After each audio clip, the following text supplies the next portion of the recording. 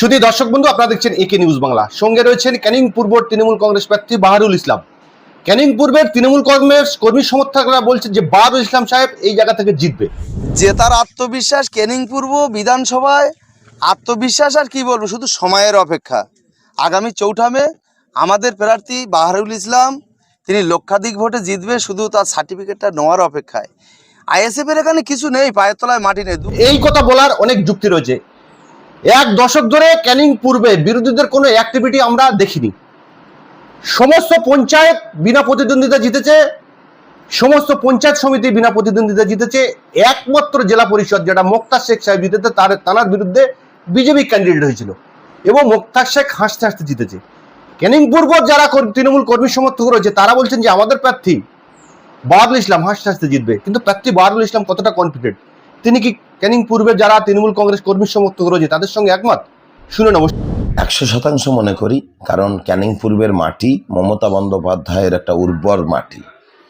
অভিষেক বন্দ্যোপাধ্যায় আমার নেতা, তার উর্বর মাটি, এবং সেখানে 10 বছরে বিধায়ক ছিলেন মাননীয় শওকত মোল্লা। তিনিও খুব ভালো মমতা বন্দ্যোপাধ্যায়ের উন্নয়নকে বাড়ি বাড়ি পৌঁছেছেন, রাস্তাঘাট করেছেন, উন্নয়ন করেছেন। অতএব সেখানে উন্নয়ন নিয়ে মানুষের কোনো প্রশ্ন নেই। সেখানে মানুষের আমাদের সরকারের কাজকর্ম নিয়ে কোনো প্রশ্ন নেই।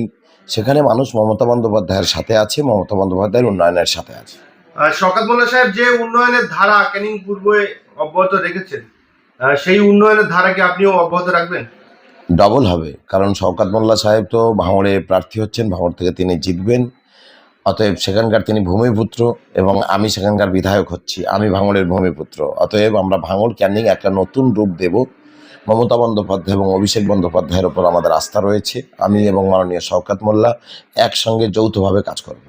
কিছু মানুষ অভিযোগ করছেন বা তারা কানাঘুচো করছেন আমাদের উন্নয়ন থমকে যাবে না, তো এরকম ভাঙড়, দেখুন, ক্যানিং পূর্ব বিধানসভার ভৌগোলিক অবস্থান যারা জানে না তারা এই কথা বলে।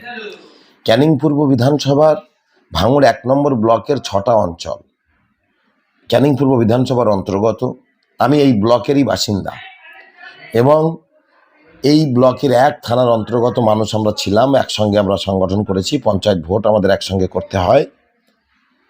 এই 6টা অঞ্চল যেমন ভাঙড় 1 ব্লকের মধ্যে পড়ে, পাশাপাশি ক্যানিং 2 ব্লক, একদম ভাঙড় 1 ব্লকের পাশাপাশি ব্লক। আমার এখান থেকে 10 মিনিটেরও দূরত্ব নয় ক্যানিং পূর্ব বিধানসভা। তো আমি তার বাইরে নিশ্চয়ই নই। ক্যানিং পূর্বের মানুষ জানে, তারা আস্থা রাখে মমতা বন্দ্যোপাধ্যায়ের ওপর, মমতা বন্দ্যোপাধ্যায়, অভিষেক বন্দ্যোপাধ্যায়ের ওপর।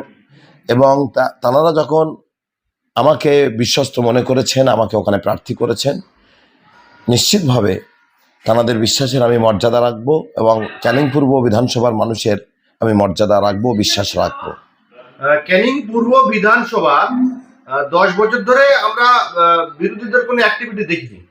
সেই জায়গা থেকে আপনি আইএসএফ প্রার্থী আরাবুল ইসলামের থেকে কয়েক গুণ আগে থেকে শুরু করছেন।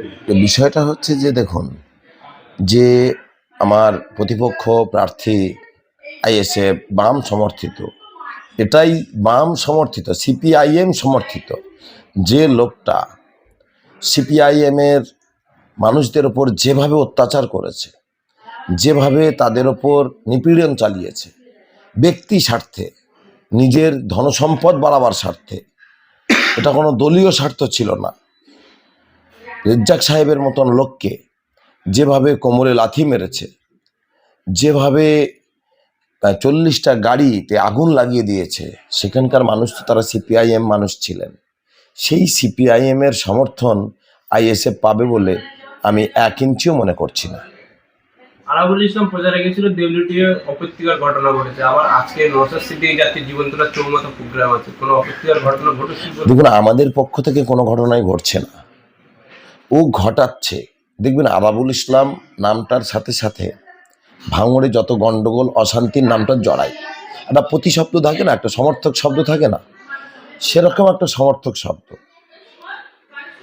তো এইরকম আমরা সূর্যকে যেমন সূর্য বলি, আবার রবি বলে ডাকি, তো সেরকমই আরাবুল ইসলাম মানেই একটা গণ্ডগোল, অশান্তি, ঝামেলা। তাহলে সেই জায়গায় দাঁড়িয়ে অশান্তি, গণ্ডগোল, ঝামেলা, জগছড়া, ভাঙড়ে খুন সন্ত্রাস ঝামেলার সঙ্গে যিনি যুক্ত ছিলেন বিগত দিনে, তো এখানে স্বভাবতই দেউলি ওয়ানে বেদেমারি আমাদের পঞ্চায়েতের সদস্য তার বাড়িতে, মহিলা সদস্য তার বাড়িতে গিয়ে যেভাবে আক্রমণ করেছে, যেভাবে ভাঙচুর চালিয়েছে, যেভাবে আমাদের খড়গাছি চাঁদপুরে আমাদের সাদেক মল্লিকের মেয়ে, সে পঞ্চায়েত মেম্বার, তার বাড়িতে যেভাবে আক্রমণ করেছে, যেভাবে সেখানে ভাঙচুর চালিয়েছে, বাইক ভাঙচুর চালিয়েছে, এটা ভাঙড়ের মানুষ দেখছে। তাই আমি চাইব যে ওরকম একটা অশান্তি, মানে ক্যানিং পূর্ব বিধানসভা, বিগত দিনে অনেক কিছু আমরা শুনতাম, কিন্তু আমি গত 10 বছরে একটিও রাজনৈতিক অশান্তি, হানাহানি, ঝামেলা দেখিনি। মাননীয় শওকত মোল্লা সেভাবে ভালো কাজ করেছেন সেখানে। ক্যানিং পূর্ব বিধানসভায় একসময় সিপিএম এর গড় ছিল। পাড়া পরিবর্তন হওয়ার পরে শওকত মোল্লা সেই জায়গায় তৃণমূলে জয়েন করার পরে বেশ কিছু সিপিএম সমর্থক তারা আইএসএফ বা অন্যান্য দলের সমর্থন করতেন, কিন্তু আরাবুল ইসলাম প্রার্থী হওয়ার পরে আপনি কি মনে করেন যে সেই ভোটটা আপনার বেরোটে আসবে? যারা প্রকৃত অর্থে বামপন্থী, যারা প্রকৃত অর্থে সিপিআইএম, সেই প্রকৃত অর্থে বামপন্থী এবং সিপিআইএম তারা কিন্তু আরাবুল ইসলামকে ভোট দিতে পারে না।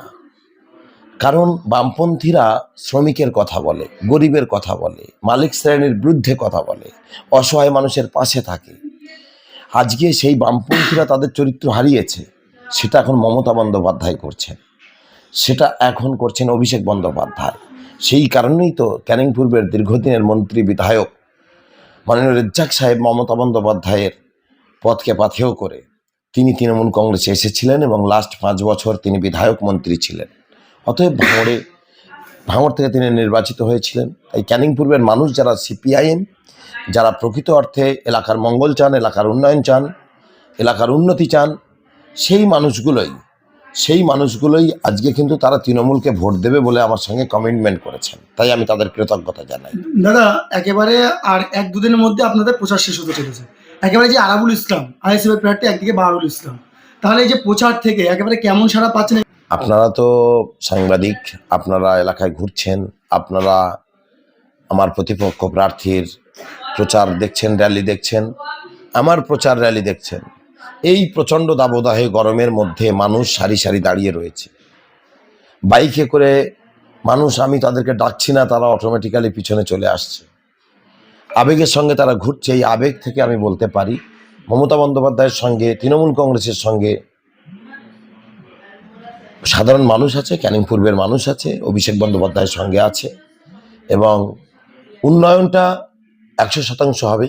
মানুষের পাশে থাকবো, এলাকায় শান্তি প্রতিষ্ঠা হবে। যা শওকত মোল্লা সাহেব যেভাবে রেখেছিলেন তার থেকেও আমরা চেষ্টা করব দুজনে মিলে আরও ভালো রাখা যায়, এটাই। আজকের আসছে আপনার হয়ে ভোট প্রচারে দেব। আসলে ওখানে যদি আমি একটাও প্রচার, র্যালি, মিটিং, মিছিল নাও করি, তৃণমূল কংগ্রেস জিতবে। কিন্তু যেহেতু একটা প্রচার, মানুষের যে প্রার্থী হলে একটা প্রচার করতে হয়, মানুষের মনে একটু ব্যাপার থাকে, তো যেহেতু আমার ওখানে যেহেতু ভোজেরহাটে দিদি মিটিং করেছেন আর ভাঙড়ে অভিষেকদা মিটিং করবেন, অভিষেক বন্দ্যোপাধ্যায় মহাশয় মিটিং করবেন, দুজনে যখন মিটিং করবেন দুটো ভাঙড়েই হয়ে যাচ্ছে।